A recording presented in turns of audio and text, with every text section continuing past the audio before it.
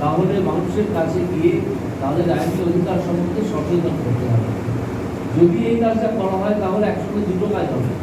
একটা হচ্ছে মানুষ তার আইনি অধিকার সম্পর্কে সচেতন হয়ে সম্পূর্ণভাবে কোনো রাজনৈতিক দলের মেদিনীপুরে অনেক আইনজীবী এটা বুঝে দিতে পারে।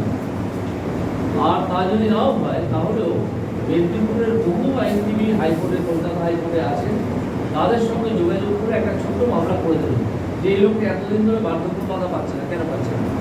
বার্ধক্য ভাতা তো একটা সরকারি স্কিম, পাওয়াটা তার রাইট। তার এইগুলো এই জিনিসগুলো তিনি কোয়ালিফাই করছেন, এই শর্ত, কতগুলো শর্ত থাকে মেনে গেলে সেই শর্তগুলো তিনি কোয়ালিফাই করছেন, তাহলে পাবেন না।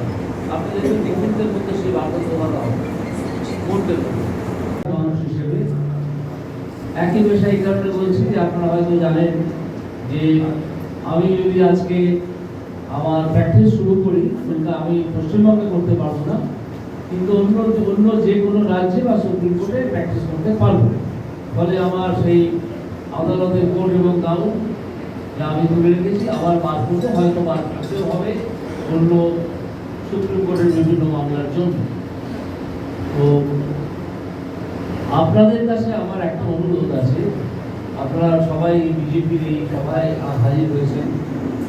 এখানে বহু মানুষ আমি নির্বাচনী প্রচার করতে যাচ্ছি, দেখতে পাচ্ছি যে বহু মানুষ তাদের আইনি অধিকার সম্বন্ধে একেবারেই সচেতন নয়। তারা বুঝতেই পারছেন না যে কি করা যেতে পারে। সেই ব্যাপারে একটা মাঝে মাঝে যদি আমি দেখি যে আপনারা সচেতনতা শিবির কোনো কেন্দ্রে, ধরুন মাসে একটা বা 2 মাসে একটা আইনি সচেতনতা শিবির তৈরি করেছেন বিজেপির পক্ষ থেকে, তাহলে আমার তো ভালো লাগবে। এবং আমি যদি সম্ভব হয়, যদি আমি কোনোভাবে আটকে না পারি, আমি নিশ্চয়ই সেই সচেতনতা শিবিরে যাব।